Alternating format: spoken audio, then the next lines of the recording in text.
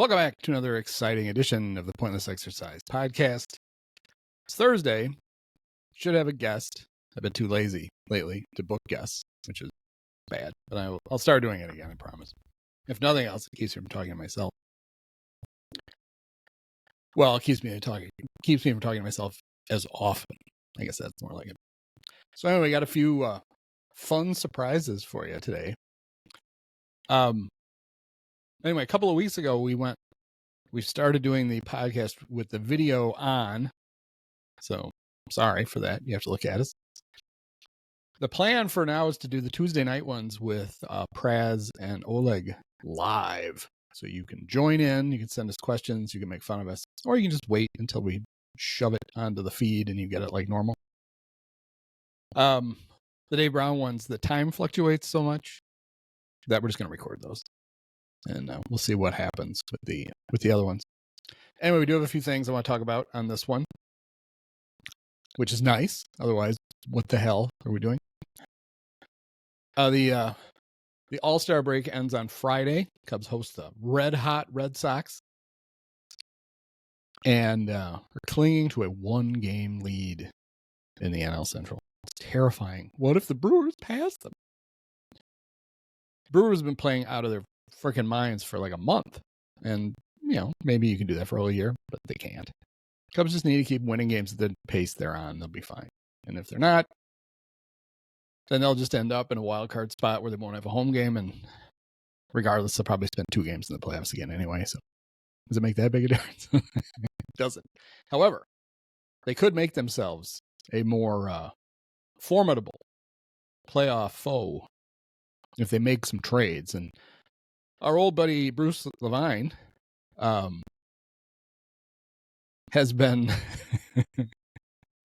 every week now for like 2 months. He crawls out from under the couch on the marquee set where I assume he lives and goes on Mully and Hook and says, well, I think the Cubs are going to make a trade. They're not going to wait for the market. They're just going to make it soon. And I kind of wondered, unless Jed's going to make that trade with himself, I don't know who he's supposed to be making a trade with, but it hasn't happened. And now we are 2 weeks away from the actual trade deadline. So I don't think Bruce is going to scoop everybody else. The Cubs are going to move early because if they make a trade from now on, it's not early anymore. I'm sorry, Bruce. What do they need? Well, they need starting pitching since a bunch of theirs is wadded up and laying on the injured list. They did get Shota back, and he's pitched mostly well since he came back. He was really impressive over the weekend against the Yankees. It was a hot day in a park that fly balls really enjoy traveling in. And he just mowed down the Yankees. Shota didn't give a shit. That's why we love him. Matt Boyd has pitched really well. And our only concern with Matt Boyd is he hasn't pitched a lot the last few years. And not so worried he's going to get, although he does get hurt a lot. But I don't think if he gets hurt, it's going to be because of this. But there's just the fear that he's just going to kind of get tired. I mean, you don't train for a marathon by running marathons, but you also don't train for a marathon by running for 3 weeks in a year and then taking the next year off and then trying to run a marathon. You do have to kind of build yourself up to it. So that's concern with him. It's the same concern with Cade Horton. And he really does kind of look like a guy who maybe is a little pooped. They'll get him a nice extended rest here around the break.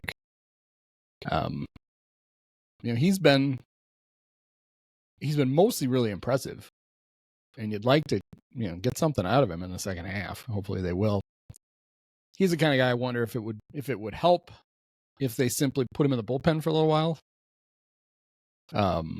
Use him in longer stints out of the bullpen, and then with the idea that he makes starts later in the year, just try to stretch that out. But I don't know. Maybe I'm sure that the Cubs, like the vaunted pitching infrastructure guys, don't know exactly what they're doing.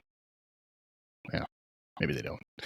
Given it was very telling, I thought, last week when JD made a comment about, well, the rotation because of injuries is pretty thin, and there's nothing at Iowa that can come up to help. At the time, the Cubs still do. 1 homegrown starter. So 1, we've tried nothing and we're all out of ideas. That's kind of where they're at. They did bring Jordan Wicks up. Oh. And if you wanted to know why Craig was so hesitant to use him, and then we found out. Hi. They did it again, too, in the draft, apparently. It's hard to put too much stock in the baseball draft. We don't know who any of those guys are. We're not going to see any of them for years. Honestly, if they're Cub picks, we're never going to see them. But one of their top picks again was a guy with his best pitch was a changeup. Oh, come on, man. I mean, it's great to have a changeup, but you'd like to have something else, too, or something better. I don't know. But they need starting pitching. Everybody should trade for bullpen at the deadline, no matter if you think you have a great bullpen or not. And the Cubs have a good bullpen. I give Jed credit. I thought he completely fucked it up. And after about a month, everything kind of slotted itself in. I think they got lucky that like Eli Morgan was injured, or at least injured enough that they could just stash him on the 60-day and not have to deal with him anymore, that kind of thing. Pretty short hooks for Nate Pearson. Now, I've been making fun of Nate Pearson for the tight pants. It's unsightly. He's got a tiny face too. I don't know if it's Justin Wilson tiny, but that's a lot of head for that size face. When he comes back, we'll have to look. But you know what? I hope he never comes back. There's that. Luke Little, I think, should just buy a place in Des Moines because I think he's going to be there forever. Unless he gets traded, I'm sure he's real high teams list. So. But anyways, the bullpen is in pretty good shape, but you can always use more. So they probably should trade for somebody. And then I was going to pull this clip. Maybe I will. Cap and Jesse Rogers screaming at each other. I think it was 2 weeks ago. Maybe it was a week ago. Sorry, I rubbed my nose. Is it better if I sniff right into the mic? Is that better? Probably not. Excuse me. Cap was basically Jesse was like, Cap, what do you think the Cubs should trade for? And Cap's like, we should trade for Eugenio Suarez. And Jesse's like, oh yeah, like they need to fix their offense. They have a great offense. They don't need to fix it. Cubs' third base production is either the worst or second worst position in baseball. Like, just take all the guys and what they did while they were playing third. It's useless. They're terrible. The Royals have this like gaping hole at second base with like Jonathan India and Michael Massey just doing nothing there. They traded for Adam Frazier, who they had 2 years ago. He's terrible. And they're like, you know what? That guy's terrible, but he's better than what we've got. Their stats at second, significantly better than what the Cubs have gotten from third. So yes, you do. Plus you're getting nothing out of your left fielder because Ian Happ sucks. Maybe he sucks forever. Maybe he'll be fine in the second half. I don't know. But are you going to just be like, oh, he'll be fine? I don't know that. You're getting shit out of that. You can't really have it. What it does is the fewer spots you're getting production from. And, and Dansby is so hot and cold, and the cold is so much longer than the hot, that it creates holes in your lineup that in the playoffs teams can pitch around your better hitters more freely. You'll wad them up together. Oh, I said wad twice. Jackie Rogers Jr. What was it? $50,000 jackpot wad? I forgot the amount. But anyway, great. Let's make it. I think that's an SCTV joke. I think Martin Short did it on Saturday Night Live, but I think he did it on SCTV first. So I'm making 50-year-old jokes. Great. You can put them. You can put them together. So you've got Tucker and Seiya and Pete and Bush, and you got a nice formidable four there. And then occasionally, it depends on the mood for Carson Kelly. But you do have a lot of just outs in the lineup. I know every team does. I mean, one of the advantages the Cub has is depth. But basically, this is a very long, boring way of saying it's not a good reason not to fill a hole. That's kind of like the logic. I remember I was in college, early in college, when Greg Maddux became a free agent. And there was the first rumor came out he was going to go to the Braves. I'm like, the Braves already have pitching. What do they need Greg Maddux for? Because it's Greg Maddux. That's why. If you could get Eugenio Suarez, I don't care how good your offense is. You would just add him. Of course you would. Even though he has spent the last couple of weeks getting hit in the hand by White Sox pitchers. When they didn't finish him off at guaranteed third rate park, whatever they call it, the chubby Rule 5 kid hit him in the All-Star game. What the fuck, dude? But the Diamondbacks might not make a trade anyway, because despite all their injuries and Zach Gallen being terrible, they're not that far out of the wild card hunt. They may just stay in it and just try to win it. So we don't know. But whether you get a third baseman or not, you need a right-handed bat. It'd be nice if the guy could play a little first base. That's great that they're giving Michael Busch more at bats at first. But that's why I got pissy about Boog saying Michael Busch has been the best Cub hitter. No, he hasn't. He's good. I'm glad he's good. But his numbers are shielded from left-handed pitching.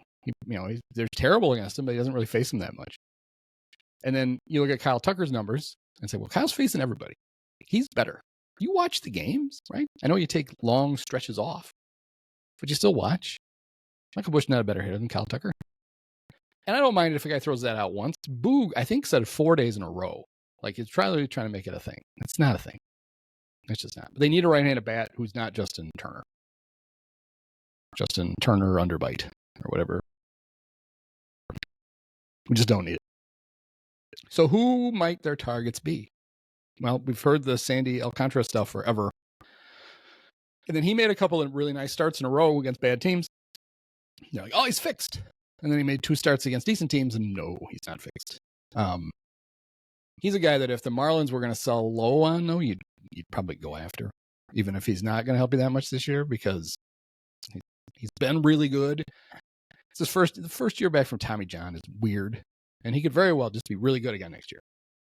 This might be your chance, and maybe he'll magically be better down the stretch. I don't know. But I wouldn't make that trade with the idea that now we got our game 1 playoff starter. His teammate, Edward Cabrera, is turning into a really nice pitcher. He's younger, he's cheaper, so he'll probably cost you more in trade. Maybe not, because Sandy's a Cy Young Award winner, but he's going to cost you a lot. And now he's dealing with an injury. They don't think it's serious, but what team is going to tell you that an injury right before the trade deadline is serious? Unless they have to carry him off the field on a gurney. The Pirates are dangling Mitch Keller. Is that Brad's brother? Are all the Kellers related? They're related to Helen. I like Mitch. I think he'd be a really good pitcher on a team that could play defense and actually score some runs. I don't think he's a 1, but honestly, I think if you got him, he's your third best starter, right behind Shota and Boyd. So you're not getting like a 5. I'd see what I'd seriously try to get Mitch. I don't know why who knows why the Pirates do anything. Then there's Oleg and Praz's guys that they want. Oleg, Seth Lugo, having another good year, had a really good year last year, had a good year. He's old, but who cares? You're only going to abuse him for the rest of the year. I cautioned against teams get uncomfortable trading for older players or injury-prone players, and Lugo in this case, mostly just older, not really injury-prone, who have a player option. Because when you're doing your books, you're like, okay, this guy, he's only owed $5 million the rest of this year. And then whatever his buyout is. But with a player option, if he gets hurt or he sucks, or if he just... Remember how they freaked out when Cody Bellinger was like, I think I'll stay. You could see Seth do the same thing. I like it here. And the Cubs like, no, you can't stay. We didn't budget for you. It's not a reason not to trade for him, but I simply brought it up because it's a thing that you need to, needs to be accounted for. And then Praz's guy, Adrian Hauser, former Brewer, who's now pitching well for the godforsaken White Sox, threw up in the dugout during a start last week. So he's already ready for the feeling you get when Caleb Thielbar comes in with runners on. I don't know why I'm picking on Caleb, but I'm gonna. Seen now that Charlie Morton has stuff straightened out in Baltimore. Seen him linked to contending teams like the Cubs because he's been such a good playoff pitcher. Got to be in his early 60s, though, right? Well, eventually that'll wear out, but what the hell? And then middle relievers. It's funny. You'd think there'd be a long list of guys, but the name you keep hearing over and over again is Aroldis Chapman, and he pitched in the All-Star game. He's having a good year. Still looks, like him. Still throwing hard. I don't know. It's fine. They get him fine. But I kind of feel like we did our tour of duty with Aroldis, and maybe we don't need to sign up for that again. It worked. I know people still freak out about it, but it worked. He got a lot of big outs in the playoffs, even if he did give up the Rajai Davis home run. But think about it, the Rajai Davis thing, it just added to the drama. He made that game more memorable. What if they just won 6-3? That'd been boring. Far better to have to win at 8-7 and 10 with a rain delay. Now if you think about this, who did Aroldis' terrible pitching, thanks not in small part to David Ross, just having him pump fastballs. Who did it benefit the most? Rajai Davis, because he's famous for that. Jason Hayward. If Aroldis just gets out of that inning and then gets them through the ninth and they win and everybody jumps up and down on the thing, there's no rain delay speech. Like the one redeeming thing from Jason Hayward's Cubs career was him turning into Herb Brooks before the semifinal game against the Russians. Whatever. Sahadev says that maybe Willie Castro of the Twins would be a target for the Cubs. He could play some outfield. He could play some third base, but he could also play left field if you wanted to park Happ's carcass, which won't happen, but maybe. And then I saw over on Bleacher Nation, Bert just threw up Michael Garcia of the Royals. 25 years old, all-star. A guy the Royals have been waiting for forever. Like, this guy's going to be a great. And then he just wasn't. And this year he has been very, very good. And they're like, he's a year away from arbitration. And cheap teams like the Royals, it's like, they're not trading Michael Garcia. They're not. Knock it off. You're embarrassing yourself. Don't do it. I say that, and that'll be, as soon as I stop this, it'll be, the Cubs traded for Seth Lugo and Michael Garcia. Oh, they did? Oh, time for a re-record. But what do the Cubs have to trade? They don't talk about that a lot. So the ESPN guys, Kylie McDaniel, apparently it doesn't matter, but I didn't know. I thought it was a woman. I was kind of like, hey, that's cool that their like prospect person is a female. It's not. It's just a dude with a weird name, which is fine. Name yourself whatever you want. Who am I to judge? I don't care. I don't. Kylie put out his updated list of prospects for each team. So he's got 10. And I don't know what's going on with AOC over here, but she's on the phone doing an American Express ad. I'm just going to leave her there. If you're listening to this only, there's an ad showing up. I pulled up the list. And now it's going to be the weird thing if you're still watching this, because I'm going to be looking at the list on a different monitor because I don't have my glasses on and I can't read them on this one. Anyway, here's the top 10 for the Cubs. Catcher, and they should put catchers in quotes. Oasis Ballesteros. Shows the Cubs do not seem to be that convinced that he's really a catcher. It's like, well, he knows how to put the equipment on. So there's that. Number 2, Kevin Alcantara. 3, shortstop, Jefferson Rojas. 4th, outfielder Owen Casey, who put on a show in his one at bat in the Futures game. Then how about this? Number 5 prospect, number 1 draft pick this year, within a week, Ethan Conrad, the pre-injured player from Wake Forest via Marist. Number 6, pitcher Jackson Wiggins, who would have pitched in the Futures game, but the Cubs are limiting his innings. 7 is Craig Counsell's favorite player, Jonathan Long. I'm always worried about the Jonathans who use the H. It just makes your name look weird. Johna Thon. Number 8, Brandon Birdsell, who's been hurt, but apparently is back now. Number 9, shortstop Christian Hernandez. Remember when they signed him and it was like, oh, this guy's going to be a star. But he was like 16 or 17 when they signed him, right? It's funny, you kind of put those guys out of your mind because after a while, it's like, well, that guy. I mean, like, it's easy to think back to Ed Howard and be like, oh, that's never going to work. And it's never going to work. But anyway, Christian Hernandez is on the list now.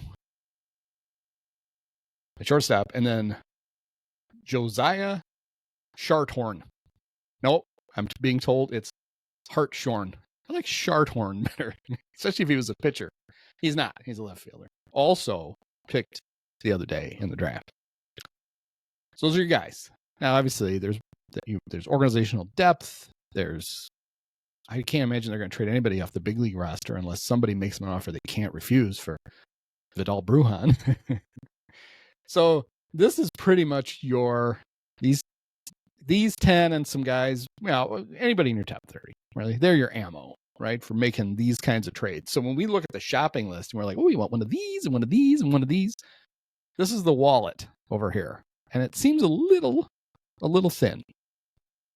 I could see teams being very interested in Ballesteros, especially if you want a 5'8" first baseman, or you have a DH spot open, you don't mind giving it to a kid. Because I think he shows no signs he won't hit. Even when he came up and his numbers weren't great, he certainly wasn't overmatched. If anything, he just wasn't selective enough. He was making contact on pitches that he should have taken. I don't think there's any doubt that kid can hit. So I could see there being value and demand there. Alcantara is probably their best all-around player to trade. He can play any of the three outfield spots. He can run. He hits for power. He got off to a lousy start at Iowa. He's played much better, so I don't think anybody's worried that he's a flop. Rojas, short. You saw it in the draft. If you pay attention to the draft, everybody that got picked said they were a shortstop because that's what teams want. So maybe that. I don't know. It's Dansby's clogging that spot for a long time. Maybe you feel like you could part with him, or maybe you think you need him to play somewhere else and you hang on to him. Owen Casey, who Jim Bowden insists is going to be either the first or second best prospect traded. So if you've got a big deal, apparently if you were trading with Jim Bowden, he'd want Owen Casey. Can't trade Conrad, can't trade Sharthorn or Hartshorn. I don't think anybody trade for a draft pick with a bum shoulder, were they? Wiggins and Birdsell, I guess if you're going to, Cubs, obviously, there's not a lot of pitching depth. They might be very hesitant to trade it, or they may be self-aware enough to go, we don't develop pitchers. This is fine. Let him go. And you can't, I think Craig would retire if he traded Johnny Long.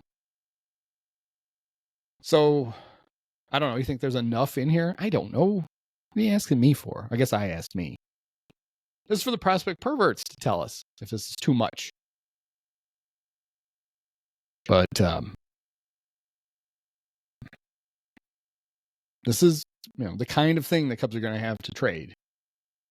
And hopefully there's something in there that other teams want, because you can't try to finish the season with what you've got. You're going to run out of pitching if you don't do anything else. You're going to be doing lots of bullpen games late in the season. And that's really when you don't want to do it. So there's that. The other Cub thing I want to talk about real quick was the lineup, the batting order change that Council made right before the break, where Nico was now leading off, and first Happ was sitting on the bench, and now Happ is batting seventh. And Nico has a better on-base average than Happ, but they're both bad. Nico's is 331. Happ's is 326. League average is about 327. So you've got one barely above league average and one below league average, and this is your leadoff hitter, right? Like, that's not ideal. So then I was thinking, all right, well, maybe like Nico has a really good on-base average against lefties, 378. So that makes sense, okay? Nico's gonna lead off against lefties, and then Happ can hit seventh, and then we can just flip them. The problem is Happ doesn't have a good on-base average against anybody. Well, Nico and Happ both are bad against right-handed pitchers. 316 is the on-base average for Nico, 321 for Happ. So even that doesn't work. He can't even platoon the leadoff spot. So I don't know. I can tell you the answer is not to put Pete there for anybody who thinks that would be a brilliant idea because he's fast. That would be the Dusty thing. Like Pete would be hitting first because he's a center fielder and he's fast. Nico would be batting second because he's a second base. And then the rest of the lineup can shake itself out. But that's got to happen. That won't work. So I don't know. I mean, I don't think they're not going to fix this. They're not moving. They'd have to bench Happ and go find a left fielder. You're not going to do that. If you get a bat are you going to find a third baseman who can lead off? Maybe. Actually, Michael Garcia could. Maybe that's why Bert thinks they're going to make that trade. It would work. Honestly, that would work. And maybe Willie Castro. I shouldn't even look. Let's look real quick. Well, I'll look. You listen. That's Willie with Willi. I guess that worked. There you go. 356 on base. Fixed. Trade for Willie Castro. Lead him off. All right. Our work here is done. I want to talk real quickly about something bear related. I have a childhood friend who has ALS, and she's not doing great. And some of her closest friends reached out to a bunch of us and said, could you send her like a message, just something for it?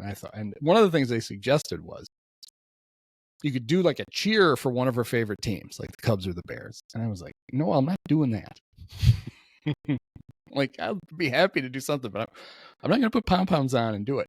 But my mind, as you know, works in mysterious ways. And so what I ended up doing was I ended up putting together a quick little history lesson for her about something cheer related with the Bears. And I think you guys could probably figure out what I was talking about. Cheer related and the Bears. So I'm going to run you guys basically through it, what I sent to her. And if you're watching the pod, there are visuals that go with it. So how about that? And if you're not, it's not that hard to follow along. All right. I don't know if any of you remember this, but back in December of 1986, the Bears won the Super Bowl. It really happened. It's a real thing that happened. And what I put up here is that iconic photo of Mike Ditka being carried off the field, and right behind him, Buddy Ryan being carried off the field. This famously was Buddy's last game with the Bears. He had taken the Eagles job. He told the Bears the night before. Dan Hampton got mad and threw a chair at the wall, and he threw it so hard that the legs of the chair stuck in the wall. But that's the only time the Bears have won a Super Bowl, for those of you who haven't been keeping track. It's easy to forget. There's so many. How many? One. Great team. We thought there was going to be a dynasty. Mostly quarterback injuries and other weirdness kept that dynasty from happening. And the fact that they were if they were in the AFC instead of the NFC, they'd have gone to like 5 Super Bowls in 6 years. But all the good teams at their time were in the NFC, like the Redskins and the Giants, mostly and the 49ers, like the best teams were all in the NFC and the Bears. So that didn't happen. But maybe there was something else that was part of the reason that they haven't been able to go back. And maybe it's Virginia McCaskey's fault. Now, I don't mean to speak ill of the dead. I've been meaning to speak ill of her for years, but she hung on for like 2 decades longer than I thought. No, actually, I won't. Virginia seemed like a very nice lady. This picture that I've chosen here is the one of her. She's looking a little concerned, so there could be a lot of reasons. George could be at a microphone. I would give her that look. The Bears could be trying to pass the ball. That could be it. It could even be maybe the price of milk first got up over $1, and she's looking very concerned. But anyway, there's Virginia. So in the 1985 season was that was her first full season, right? Maybe I got this wrong. After her dad, George Halas, died.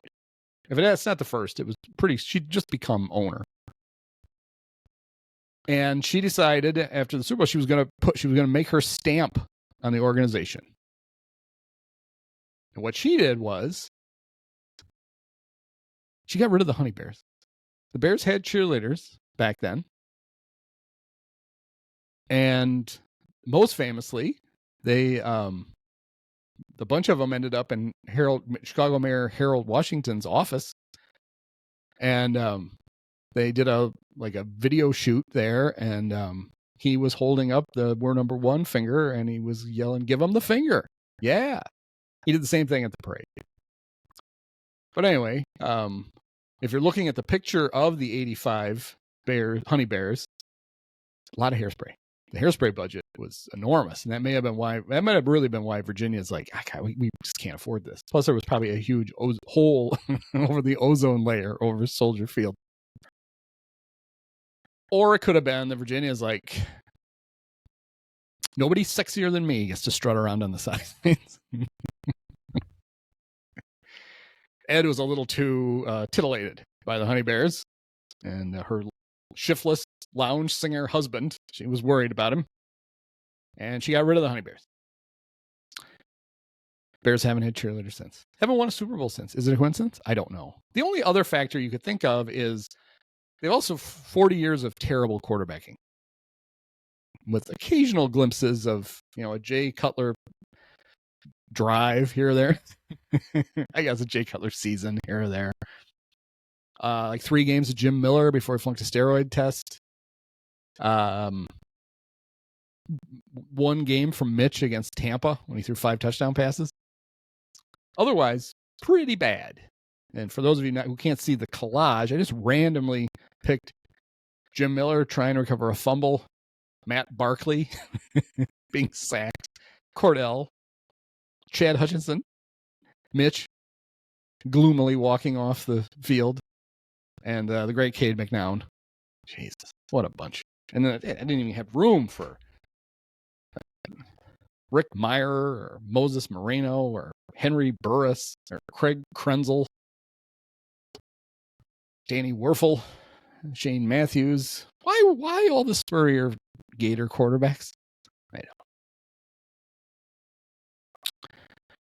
At the same time, to add insult to all of this, just to the north, the Hillbillies in Green Bay were enjoying an unprecedented run of Hall of Fame caliber quarterback with Brett Favre, and Aaron Rodgers. That's 20-some years, almost 30 years of great quarterbacking. And mostly kicking the shit out of the Bears. Lovey had a nice stretch in there after Favre took over. Because Ditka was still kicking him in the head most of the time. But once there was one brilliant Don Majkowski season, and then Favre, and then Rodgers. And the redeeming thing about this for Bears fans was that despite all this Hall of Fame quarterbacking, the Packers did dick with it. Favre won 1 Super Bowl and lost the Super Bowl. Rodgers won 1. And they managed to lose under Rodgers. They lost NFC Championship games in the most unbelievable fashion. It was great. But there we were. That's all we had to hang our hats on was their playoff misfortune while we watched this terrible quarterbacking. Now, when you look back, I mean, you think Favre, he's most famous for 2 things. Getting his Crocs in a dick pic photo that he sent to Jen Sturger, and then Rodgers and his just his long stretch of weirdness. But anyway, the Packers currently are quarterbacked by Jordan Love, who their fans are convinced is the next great quarterback. Oh my God, we did it again. But he sucks. I mean, I guess I shouldn't say he sucks. He's nothing special at all. He's overhyped and he's overpaid now. There's no concern. But for Bear fans right now, one thing, cheerleaders or no, that is undisputable. Indisputable? Either. I've heard it both ways.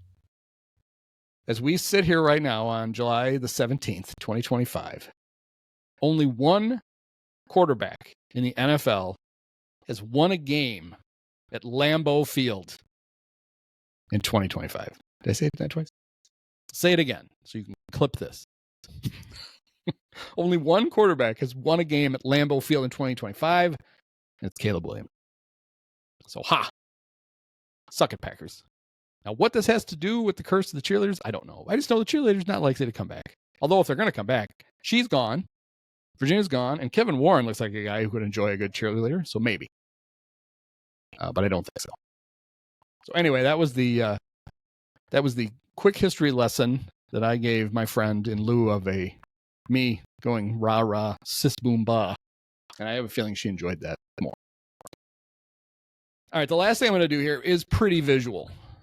So I'm not saying you shouldn't continue to listen if you're just listening to the podcast, but you should run. Don't walk to either Spotify because they're on the videos there, or to YouTube so you can see this. When I was testing the live stream, first I was testing the video, then I was testing the live stream last week. One of the things I did to fill some time while I'd recorded was I was explaining the bobbleheads that were in the background. And I would have run that as like a little feature, except one of the reasons I was practicing was I somehow had fucked up the microphone. He couldn't really hear me. But what I said I would do this one is the ones behind me that you'll see in the shot, they're not even some of the best ones. I've got some Hall of Fame Cub ones. I'm pointing off camera, which is very handy for you guys. Like Ernie Banks, Billy Williams, Harry, Ron Santo, Ryan Sandberg. And then I have some World Series ones with I got Schwarber holding the trophy, and Bryant and Joe and Rizzo. And then I made an unfortunate choice. I have an Addison Russell. I should just try to repaint it.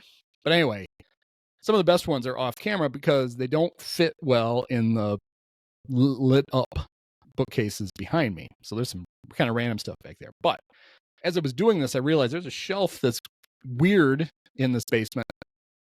And I thought you might want to see some of these. So I've talked about it a billion times. I worked one summer for the Brewers Class A affiliate in Beloit.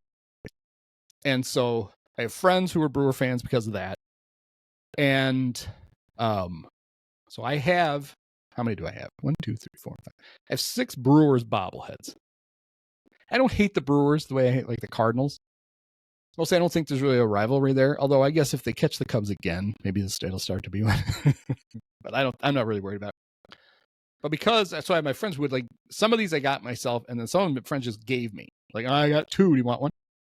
So and they thought of me for different reasons. So I have these bottles. So I'm going to show them, and I'll describe them for you who are listening. The first one is, this was a bobblehead in 2003 for the Snappers because their best player was Prince Fielder. Now, Prince was fat even then. He was 19, but he was fat. He had big pants. And this bobblehead is clearly just generic baseball player bobblehead, where the guy looks like the person that would go with this bobblehead is like 5'8" and 140 pounds. There's Prince's big head. If his name wasn't on it, you would never be able to guess who it was. There it is. And I'm sure this is worth billions of dollars. Also nice that the Snapper logo on the hat is clearly a sticker. It has a white background on it. They did not spend a lot of money on this bobble, but I have it, and I got it while I was working there. They handed it to me as I walked in the gate one day. Very excited. Same year I got this one. The sponsored by Pick and Save. The Snappers played the King County Cougars. This was when the Cougars were the Marlins at Miller Park. It was a thing. They did this for a few years, maybe 3. Where they went up to Milwaukee and they played an actual Midwest League game, counted in the standings, but they played it at Miller Park.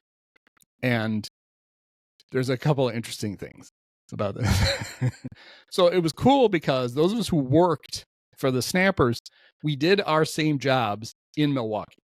So like I got to sit up in the regular press box, and I actually got to see replays, which made it a million times easier to be the official scorer. I didn't have to run. I ran the scoreboard too. So I didn't have to do that there because they had their normal, like the scoreboard at a Major League Baseball. It's basically like, it has a trailer, same kind of production trailer that the TV broadcast has, where they're throwing up graphics and they're throwing up replays and they're doing stuff. So I didn't have to worry about that. I could just score the game. After the game ended, we were waiting around for something. I don't remember what it was. And some of the interns, we were talking, and they're like, "You like bobbleheads?" I was like, "Well, yeah. Who doesn't like a bobblehead?" So one of them disappeared, and it had just been Paul Molitor bobblehead day, and they had a few left over. So I have this Paul Molitor bobblehead, which to me is really special only for one reason. It's like the one souvenir I actually have from the Miller Park game.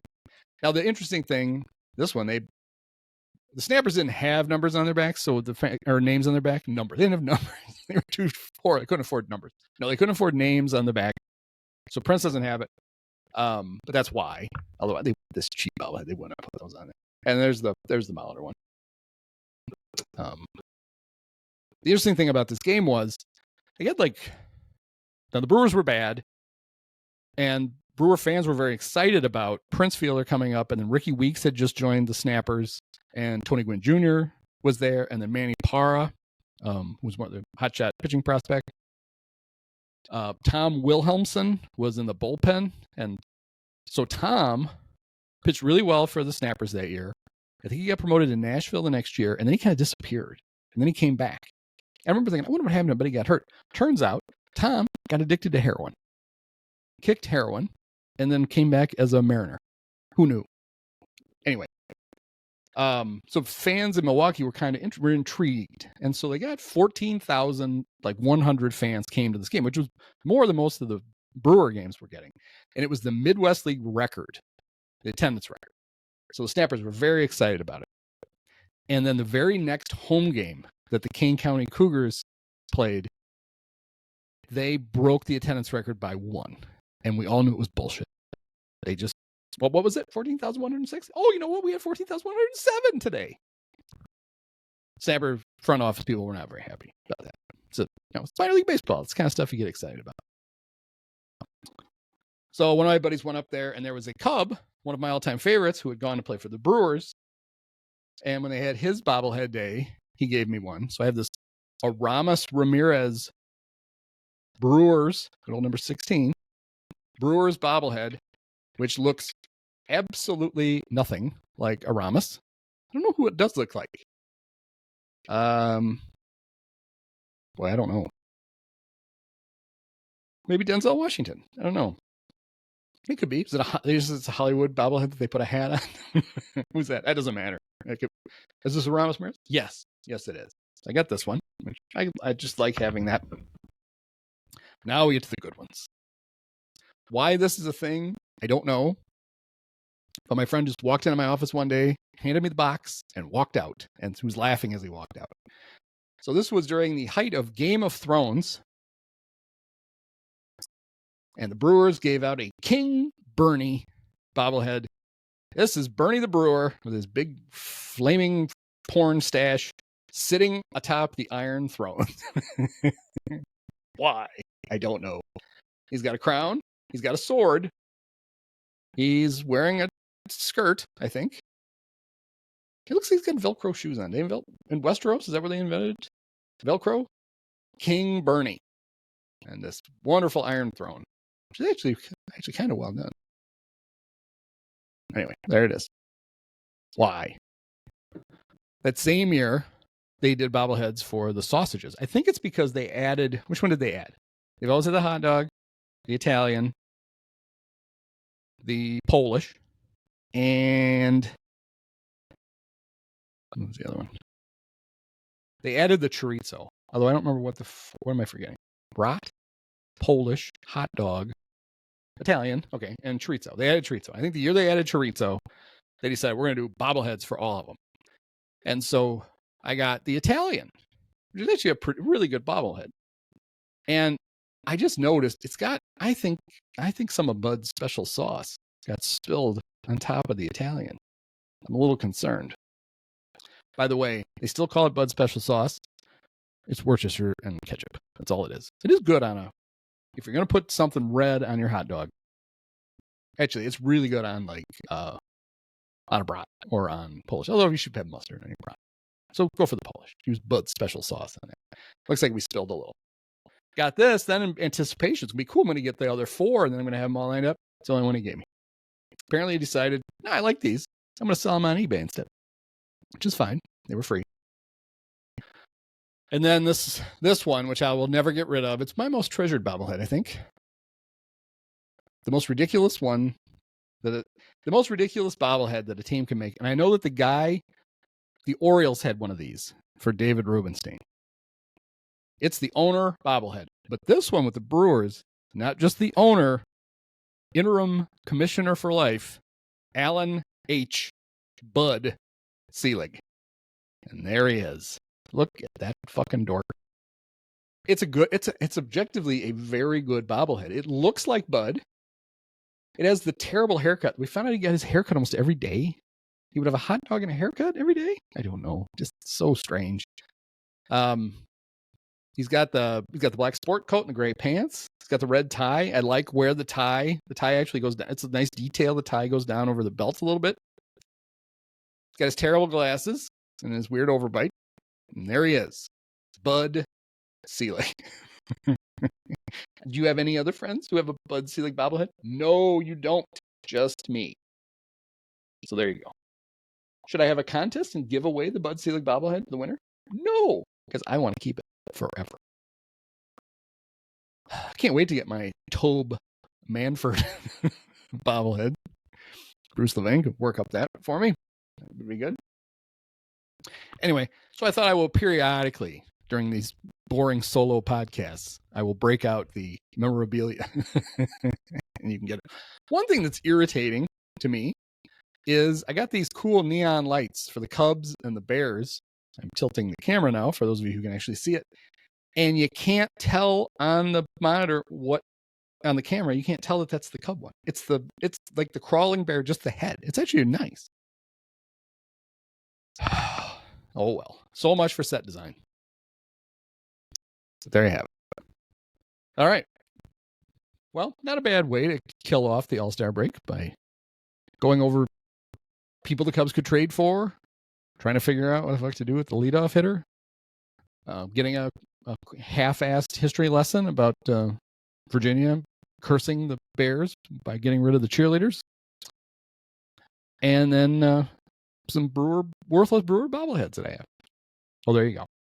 All right. Well, next time you will hear from me will be Tuesday night, probably live, probably around 7 o'clock with Oleg and Praz. So we'll see you then. Many of us have herpes. Post-game show is brought to you by Christ, I can't find it. The hell with it. It's fitting. It's got to be done with one of the best games of all time. Just unbelievable. I mean, got to congratulate the Dolan family. Thank you. Sir. Sean, my podcast co-host Andy, you were his favorite player growing up. Oh, thank you so much. Awesome.